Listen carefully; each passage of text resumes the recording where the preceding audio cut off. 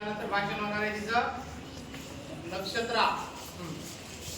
ज्यांच्यामुळे शिकली दीनदुबळ्यांची मुले, ज्यांच्यामुळे शिकली दीनदुबळ्यांची मुले, तेच ज्ञान दाते, तेच विद्या दाते, तेच ज्ञान दाते, तेच विद्या दाते,